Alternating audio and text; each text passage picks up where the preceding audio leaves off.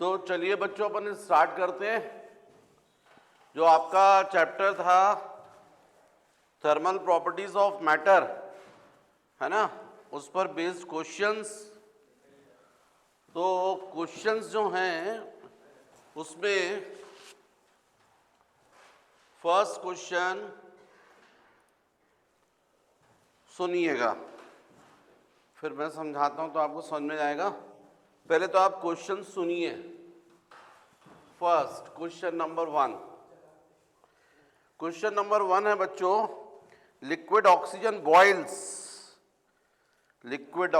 Boils at 90.15 Kelvin temperature under normal pressure. What is its value in degree Fahrenheit? Also find its value in degree Celsius. मतलब हमको जो temperature दिया है वो kelvin में दिया है। कितना गिवन है? 90.15 केल्विन। और इस टेम्परेचर को हमको फ़ारेनहाइट में कन्वर्ट करना है और इसी टेम्परेचर को हमको डिग्री सेल्सियस में कन्वर्ट करना है। ये क्वेश्चन है। Liquid oxygen boils at 90.15 kelvin, then find its temperature on Fahrenheit scale and Celsius scale. तो सबसे पहले इस क्वेश्चन को सॉल्व करने के लिए आपको रिलेशन पता होना चाहिए। तो आप लोग को रिलेशन पता है, सेल्सियस स्केल पर C-0/100 is equal to F-32/180 is equal to kelvin -273/100। ये मैंने आपको रिलेशन बताया था। अब यहाँ पर केल्विन में आपको टेम्परेचर गिवन है, फ़ारेनहाइट और सेल्सियस में फाइंड करना है। तो पहले चलिए सेल्सियस में फाइंड करते हैं। तो C/100 is equal to K -273/100 cancel. अब आपको क्लियर हो गया यहाँ पर C is equal to kelvin में टेम्परेचर कितना है 90.15। यहाँ पर बच्चों ये K -273 एग्जैक्ट वैल्यू लिखोगे तो 15 होता है, तो ये भी हो जाएगा 0.15। तो यहाँ पर अपन ने वैल्यू रखी C is equal to K की वैल्यू 90.15 माइनस 273.15, मतलब C इज इक्वल टू, तो आपको क्लियर हो गया 15 माइनस 15 3 3 7 माइनस 9 17 माइनस 9 8 183 और कैसा माइनस डिग्री सेल्सियस। तो ये जो केल्विन का टेम्परेचर था ना ऑक्सीजन का 90.15 केल्विन, वो किसके इक्वल है? Equal to -183 degree Celsius. Same temperature यदि फ़ारेनहाइट स्केल पर अपन पता करें तो F-32/180 is equal to K -273.15/100। 20 से डिवाइड कर दो तो ये 9 हो जाएगा और ये 5 हो जाएगा। अब रहा सवाल ये F माइनस क्रॉस मल्टीप्लाई करोगे तो 5 F-32 is equal to of, ये कितना आ रहा था 183। यदि यहाँ पर रखते हैं अपन तो ये 9 इंटू यहाँ पर आ जाएगा 90.15 माइनस 273.15। इसका मतलब F-32 is equal to 9/5 into ये वैल्यू अपन ने अभी निकाली थी तो -183 आया था, -183। अब इसका मतलब F is equal to -9 into 183/5 plus 32। इसका मतलब F is equal to -9 into 183 plus 32 into 5/32। इसका मतलब टेम्परेचर इन फ़ारेनहाइट, तो ये जाएगा -9 3 जा 7 2 72, 4, 9 1 जा 9 प्लस 7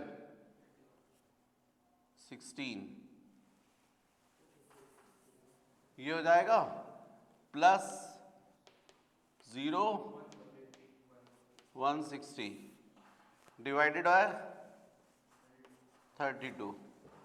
इसका मतलब फ़ारेनहाइट स्केल पर जो आ रहा है temperature F is equal to -1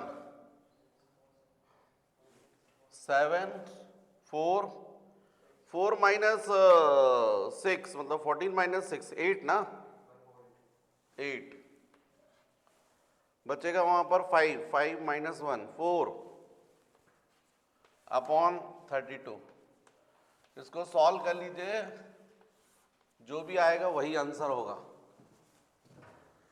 right. तो ये आंसर आना चाहिए -297.4 माइनस 297.4 माइनस 297.4 फ़ारेनहाइट। तो बच्चों ये आंसर है, एक ये और सेल्सियस में ये। जो टेम्परेचर केल्विन स्केल पर 90.15 केल्विन है, वही टेम्परेचर सेल्सियस स्केल पर -183 और फ़ारेनहाइट स्केल पर -297.4।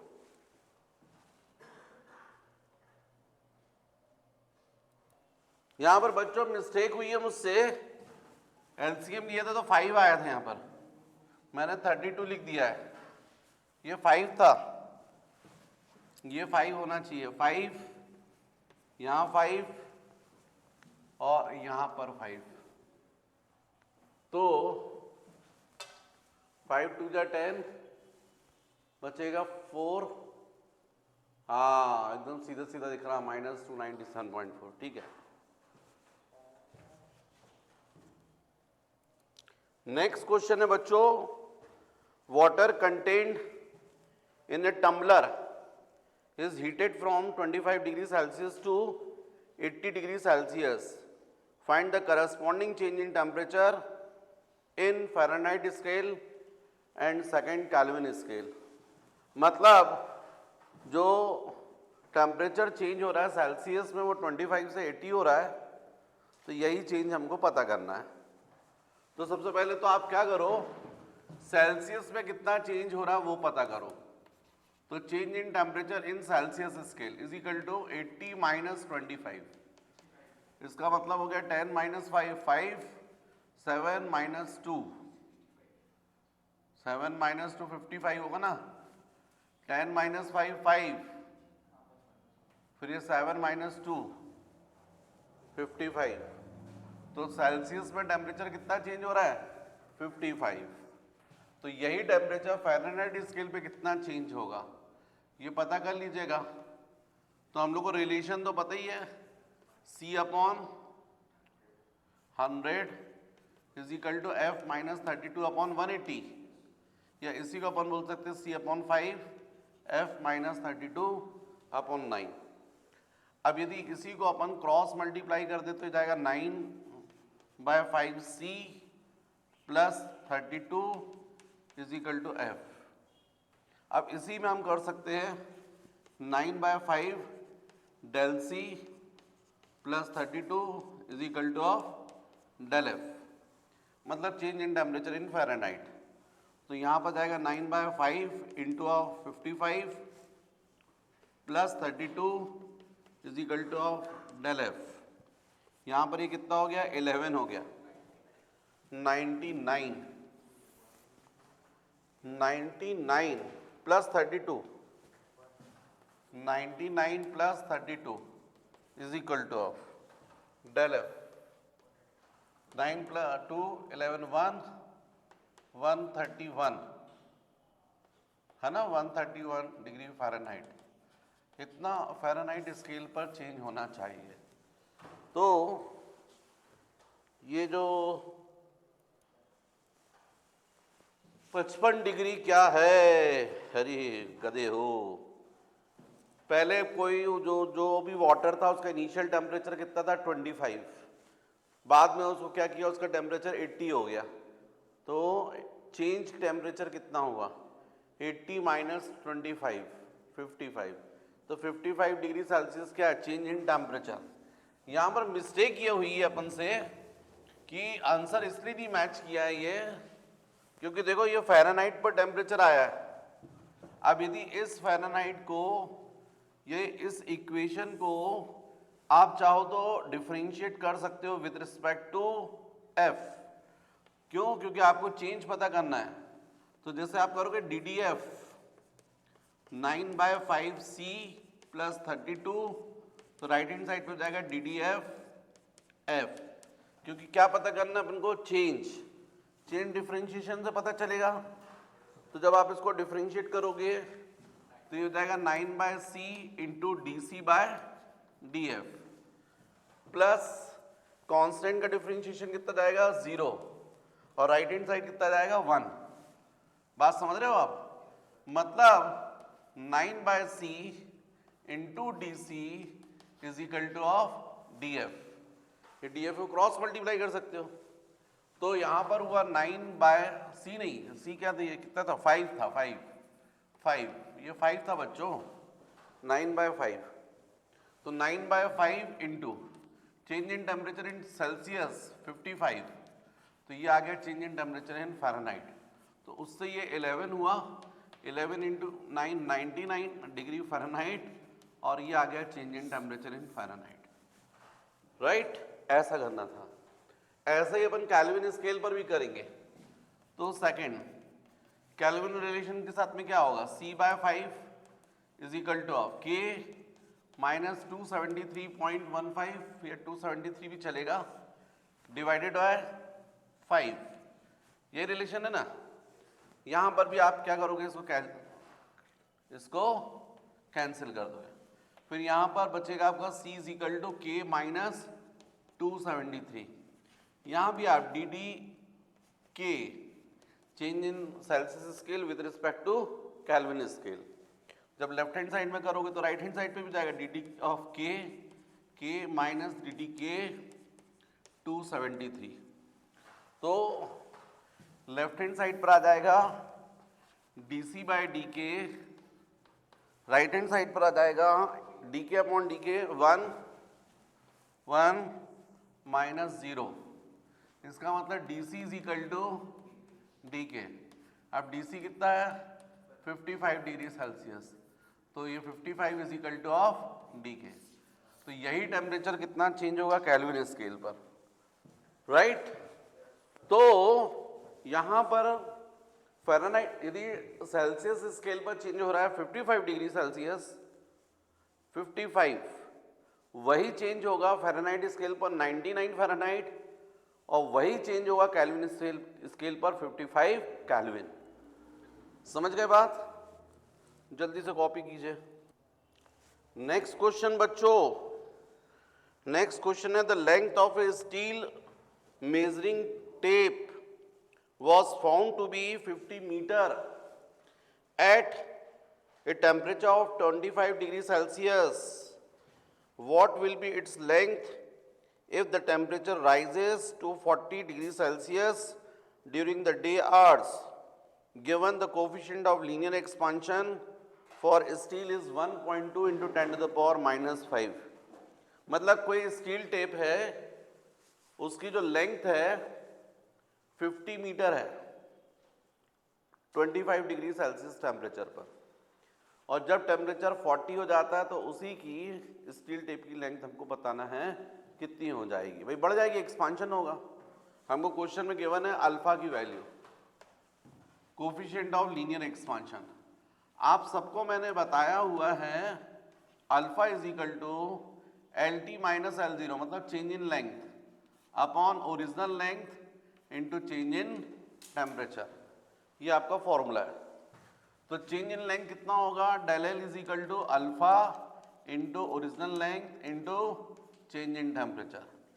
तो change in length is equal to alpha आपको क्वेश्चन में गिवन है 1.2 into 10 to the power -5, right, into original length 50 है और चेंज इन टेम्परेचर तो 40 माइनस 25, तो इसका मतलब del L is equal to 1.2 into 10 power -5 into 50 into 40 minus 25 15, कितना हुआ 15 हुआ ना, 40 माइनस 25 15, ओके। इसको बच्चों यदि मैं 2 से मल्टीप्लाई कर दूं और 2 से डिवाइड कर दूं तो ये मल्टीप्लाई वाला इसके साथ मिलकर क्या बना लेगा, 100 बना लेगा। तो del L is equal to, और ये जो 15 इसके साथ मल्टीप्लाई होगा और 2 इसको डिवाइड करेगा तो 2 से कितना हो जाएगा 0.6, तो ये जाएगा 0.6 into 15 into 10 to the power -5 into 100, 15 to 200 हो जाएगा। तो इसका मतलब है कि change in length is equal to 15 से यदि 0.6 को मल्टीप्लाई करोगे तो डेफिनेटली 9 आ जाएगा, क्यों भाई, और 10 टू द पावर -5 इंटू 100 कितना जाएगा 10 टू द पावर -3। इसका मतलब चेंज इन लेंथ आ रहा है 0.009, इतने मीटर लेंथ चेंज होगी। इसका मतलब लेंथ जो है वो 40 डिग्री सेल्सियस पर कितनी हो जाएगी, जितनी 25 पर थी वो तो रहेगी प्लस चेंज इन लेंथ, तो 40 डिग्री सेल्सियस टेम्परेचर पर लेंथ हो जाएगी 50 तो रहेगी प्लस ये जो चेंज हुई है वो भी रहेगी, तो इसका मतलब फाइनल लेंथ हो जाएगी 50.009 मीटर। क्लियर, जल्दी से कॉपी करो। नेक्स्ट क्वेश्चन बच्चों, क्वेश्चन है a blacksmith fixes iron ring on the rim of a wooden wheel of a bullock cart. The diameter of the rim and iron ring are 5.243 meter and 5.231 meter respectively at 27 degrees Celsius. To what temperature should the ring be heated so as to fit the rim of the wheel? Take alpha is equal to 1.2 into 10 to the power -5 Kelvin. तो बच्चों आपके पास में जो ring है iron ring, उसका diameter आप देखिए कम दिया हुआ है, ये देखिए, और जो व्हील है उसका डायमीटर आपको ज्यादा दिया है। इस रिंग को पूरा का पूरा आपको इसके ऊपर व्हील पर चढ़ाना है, इस व्हील पर। तो जो रिंग है वो मेटल का है, उसको आप हीट दोगे, हीट देने की वजह से क्या होगा, एक्सपांशन होगा, तब जाकर ये इसके ऊपर चढ़ जाएगा। तो कुल मिलाकर आपको डायमीटर में चेंज करना है, लेंथ में चेंज करना है। तो आप लेंथ में चेंज पता कर लीजिए कितना करना है। तो change in diameter is equal to diameter of rim minus diameter of ring, है ना। रिम जो है वो किसका रहता है, वुड का, और रिंग जो है वो मेटल। आपने देखा होगा, बैलगाड़ी देखी है, उसके ऊपर एक मेटल व्हील रहता है ना, वो चढ़ाया जाता है ताकि वो जो वुडन व्हील है वो घिसे ना, उसको प्रोटेक्ट करने के लिए। तो ये है चेंज इन डायमीटर। तो चेंज इन डायमीटर को ही हम लोग चेंज इन लेंथ भी बोल देंगे, और ये कितना जाएगा 5.243 माइनस 5.231। तो इसको माइनस करोगे तो 3 में से 1 गया तो 2 आ जाएगा, 4 माइनस 3 1 आ जाएगा, 2 माइनस 2 0 आ जाएगा, 0.0। मतलब जो आपका रिंग है वो इतना छोटा है। अब आपको पता है अल्फा इज इक्वल टू क्या होता है, change in length upon original length into change in temperature, ये होता है आपका फॉर्मूला। यहां पर अल्फा की, अच्छा, change in temperature is equal to क्या जाएगा, del L upon L into alpha. तो change in temperature is equal to, तो आपको डेल एल की वैल्यू तो आपने निकाल ली है 0.012, ओरिजिनल लेंथ किसकी लोगे? रिंग की, क्योंकि रिंग की लेंथ तो आपको चेंज करना है। तो कितना जाएगा? 5.231 इंटू अल्फा 1.2 इंटू 10⁻⁻5। इसको सॉल्व कर लीजिएगा। Del T is equal to, आपको दिख रहा है यहाँ के पॉइंट हट रहे हैं, तो कुल मिलाकर ऊपर न्यूमरेटर में 12 और नीचे 5.231 इंटू ये 1.2 है, तो डिवाइडेड बाय 10 करोगे तो इसके साथ में 10⁻⁻6 बन जाएगा। ऊपर जाएगा तो कितना जाएगा? 10⁻6, नीचे 12 जाएगा। तो ऊपर भी 12, ये 12 और ये 12 क्या हो गए? कैंसिल हो गए। तो डेल टी की वैल्यू जाएगी। वैसे तो यदि आप ध्यान दें, यदि ये पूरा राउंड फिगर में होता 5000 तो फिर बढ़िया हो जाता। ये तो 10,000 इंटू 100 डिवाइडेड बाय 5231। यदि 5000 होता, ये 10,000 होता तो सीधे सीधे 2 आ जाता, 200 हो जाता। लेकिन चूंकि ये 5000 से ज़्यादा है, इसलिए वैल्यू थोड़ी सी कम आएगी, 200 से कम आएगी। तो इसको सॉल्व कर लीजिए। इसको सॉल्व करने से आपकी ये जो वैल्यू आनी चाहिए बच्चों, ये आनी चाहिए 191.16।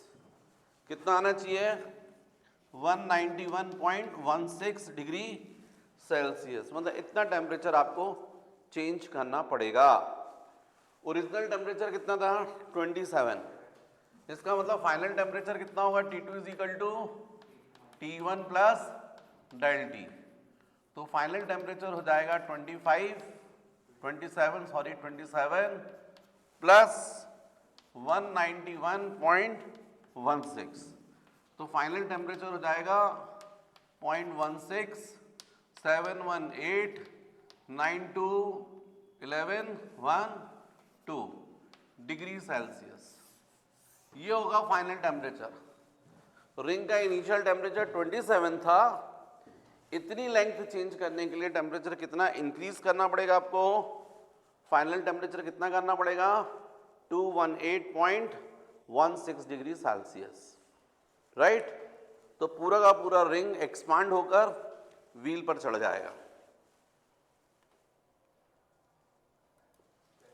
नेक्स्ट क्वेश्चन बच्चों, ए spherical ball of metal of diameter 20 centimeter is heated from 0 degree Celsius to 70 degree Celsius. If the coefficient of superficial expansion of material of ball is 3 into 10 to the power minus 5 per Kelvin, find the increase in surface area of the ball. इस ball का हमको diameter given है, temperature 0 से 70 किया है और coefficient of superficial expansion दिया है। तो चेंज इन एरिया फाइंड करना है। तो बच्चों बीटा का फॉर्मूला क्या होता है? AT माइनस A0 मतलब del A upon A0 into of del T. तो यहाँ डेल टी की वैल्यू हमको गिवन ही है। अब हमको डेल ए फाइंड करना है। तो del A is equal to क्या जाएगा? Beta into A0 into del T. आप सबको पता है कि del A is equal to beta into area, initial area of ball. तो बॉल स्फेरिकल होती है, स्फीयर का surface area 4 pi R square into of del T. तो del A is equal to beta की वैल्यू हमको given है 3 into 10 to the power minus 5 4 pi R square. तो radius देखो, डायमीटर 20 तो रेडियस कितना हो गया? 10 सेंटीमीटर। 10 सेंटीमीटर का मतलब कितना बोलो? 0.1 मीटर, है ना? क्योंकि आप पूरा क्वेश्चन अपन उसमें कर रहे तो मीटर में रखेंगे ना। तो कितना जाएगा यहाँ पर? 0.1 स्क्वायर। और चेंज इन टेम्परेचर कितना? 70 माइनस 0 मतलब 70। इसको सॉल्व कर लीजिएगा तो चेंज इन एरिया जाएगा इन मीटर स्क्वायर। तो बच्चों 4 इंटू 3 कितना होता है? 22, तो सॉरी 12। और पाई को क्या लिखोगे? 22/7 लिख लो, क्योंकि 70 दिख रहा है वहां पर। और ये आपका 70 भी लिख लो चलो, और ये कितना है 10 टू द पावर -5 तो है ही, 0.1 स्क्वायर मतलब 10 टू द पावर -1 स्क्वायर मतलब 10 टू द पावर -2। तो 7 से कितना हो गया 10 हो गया है ना। तो डेल कितना हो गया 12 इंटू 22, 12 इंटू 22 कितना होगा 12 into 2 24 2 26 264 into 10 to the power -7 into 10 to the power -6 metre square. इतना एरिया में चेंज होगा, इतने एरिया में चेंज होगा। 264 into 10 to the power -6, book का आंसर लिखा 2.64 इंटू 10 टू द पावर -4। तो ठीक है, ये भी 2.64 into 10 to the power -4 metre square answer. तो बच्चों next question, at the freezing point of ice volume of a metallic sphere is found to be 10 to the power -3 meter cube. What would be its volume if it is heated at a boiling point of water? Take the coefficient of linear expansion for metal as 1.8 into 10 to the power -5 per Kelvin. तो आपको यदि freezing point दिया है, freezing point of water, तो water का freezing point कितना होता है 0 डिग्री सेल्सियस। इस टेम्परेचर पर वॉल्यूम गिवन है मेटल स्फीयर का, वो मतलब 0 डिग्री सेल्सियस टेम्परेचर पर वॉल्यूम कितना गिवन है 10 टू द पावर -3। और जो वाटर का बॉइलिंग पॉइंट होता है, तो वाटर का बॉइलिंग पॉइंट क्या होता है 100 डिग्री सेल्सियस। इस टेम्परेचर पर क्या फाइंड करना है वॉल्यूम, और अल्फा की वैल्यू गिवन है। आप सब जानते हैं कि हमारा गामा इज इक्वल टू होता है Vt minus V0 upon V0 into of del T. What is gamma? Coefficient of cubical expansion. और आपको साथ ही साथ ये भी पता है गामा इज इक्वल टू होता है 3 अल्फा। भाई alpha is to beta is to gamma कितना होता है 1:2:3। इसका मतलब गामा इज इक्वल टू क्या होता है 3 अल्फा। तो जब gamma is equal to 3 alpha है तो अपन यहाँ सब्स्टिट्यूट कर दें, तो 3 alpha is equal to Vt minus V0 upon V0 into of del T. अब क्रॉस मल्टीप्लाई करके सॉल्व कर लीजिएगा तो Vt की वैल्यू आ जाएगी। तो आपको क्या करना है यहाँ पर 3 alpha into V0 into del T is equal to, ये क्रॉस मल्टीप्लाई कर दीजिए Vt minus V0, Vt minus V0 को ट्रांसफर कर दीजिए तो V0 plus 3 alpha V0 into of del T is equal to of Vt। इसका मतलब Vt is equal to, इसमें से आप V0 को कॉमन निकाल लीजिए तो 1 plus 3 alpha into of del T. मतलब आपका आंसर हो जाएगा Vt is equal to, Vt मतलब 100 पर बोला है तो टी की जगह 100 हो जाएगा। V0 की वैल्यू जाएगी 10 to the power -3, 1 plus thrice of alpha बच्चों 1.8 इंटू 10 टू द पावर -5 और डेल टी हो जाएगा 100 माइनस 0। टेम्परेचर कितना चेंज हो रहा है 0 से 100 हो रहा है। इनको सॉल्व कर लीजिए तो V100 इज इक्वल टू, जब इसको अंदर मल्टीप्लाई करोगे 10 टू द पावर -3 को करना है क्या, नहीं करो, 10 to the power -3 1 plus 1.8 into 3 5.4 ना into 100 into 10 to the power -5, तो 10 टू द पावर कितना जाएगा -3। तो इसका मतलब आपका जो वॉल्यूम आएगा V100 10 to the power -3 plus 5.4 into 10 to the power -6 हो जाएगा। इसको मल्टीप्लाई करोगे तो है ना, इतना वॉल्यूम हो जाएगा, इतना volume metre cube. Original volume था V 10 to the power -3, final volume हो जाएगा इतना। इसको पूरा सॉल्व करने पर आपका आंसर आना चाहिए था, क्वेश्चन क्या था आपका हाँ ये 1.0054 इंटू 10⁻³ ये आंसर आना चाहिए था 1.0054 इंटू 10⁻³ बच्चों इसको सॉल्व करना पड़ेगा।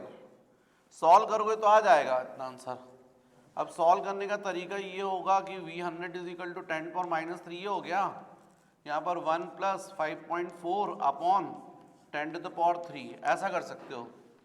तो ये जाएगा 10⁻³ इंटू एलसीएम आएगा तो 10⁻³ ये भी जाएगा 10⁻³ प्लस 5.4 ऐसा हो जाएगा। तो क्या किया जाए यार इसको, इतना सब करने से अच्छा तो यही है कि पूरा ऐसे ही डायरेक्ट ही कर देते हैं। 10⁻³ है ना, हाँ तो ठीक है फिर 1 प्लस इसको कर दो आप 0.0054 10⁻³ की जगह पर। तो कुल मिलाकर क्या हो गया ये 10⁻³ इंटू 1.0054। तो आपका आंसर हो गया 1.0054 इंटू 10⁻³ मीटर क्यूब। ऐसा डायरेक्ट ही कर दो फिर, है ना, यही आंसर है 1.0054 इंटू 10⁻³। उसके बाद नेक्स्ट क्वेश्चन नोट करो। नेक्स्ट क्वेश्चन है बच्चों, एक glass flask has a volume 100 centimetre cube, it is filled with mercury at 25 degrees Celsius up to the brim. The temperature of the system is now raised to be 105 degrees Celsius. What will be amount of mercury that overflows the flask? Take the coefficient of linear expansion of glass is 0.4 into 10⁻⁵ per Kelvin and the coefficient of volume expansion of mercury 1.8 into 10⁻⁴ पर kelvin. तो बच्चों इस question में data जो है वो मैंने board पर दिया है, आप समझें। जो फ्लास्क है उस फ्लास्क को पूरा आपने मर्क्यूरी से फिल किया हुआ है। स्वाभाविक जो फ्लास्क का इनिशियल वॉल्यूम होगा वही मर्क्यूरी का भी होगा। दोनों का टेम्परेचर 25 डिग्री सेल्सियस था। आपने यहाँ बर्नर लगाया, हीट दी, टेम्परेचर इंक्रीज कर दिया 105 डिग्री सेल्सियस।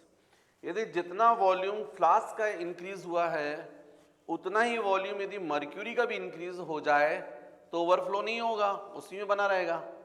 लेकिन यदि मर्क्यूरी का वॉल्यूम ज़्यादा बढ़ रहा है और फ्लास्क का वॉल्यूम कम बढ़ रहा है तो फिर डेफिनेटली मर्क्यूरी जो है वो उसमें फ्लास्क में नहीं रह पाएगा, क्या होने लगेगा, ओवरफ्लो जाएगा। तो कुल मिला के हमको बात समझ में आ गई कि दोनों फ्लास्क का भी और मर्क्यूरी दोनों का क्या फाइंड करना चाहिए, चेंज इन वॉल्यूम। यदि एक का जिसका ज्यादा वॉल्यूम मतलब मर्क्यूरी का वॉल्यूम यदि ज्यादा आ रहा है उसमें से अपन फ्लास्क के वॉल्यूम को सब्ट्रैक्ट कर देंगे तो क्या जाएगा, जो मर्क्यूरी ओवरफ्लो है वो निकल आएगा। तो इसका मतलब आपको सबसे पहले क्या करना चाहिए, सॉल्यूशन। आपको ग्लास के लिए coefficient of cubical expansion find करना चाहिए ग्लास।